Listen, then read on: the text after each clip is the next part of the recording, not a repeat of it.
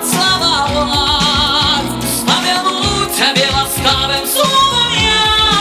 Ой, Лявонька моя. Ой, Лявонька моя, дай же Бог тобі довшого життя, дай на світі сумнів радость нам прожить, всіх покоях веселила веселить, хай ніколи не забуду тебе я. Ой, Лявонька моя, хай ніколи не забуду тебе я. Ой, Лявонька моя.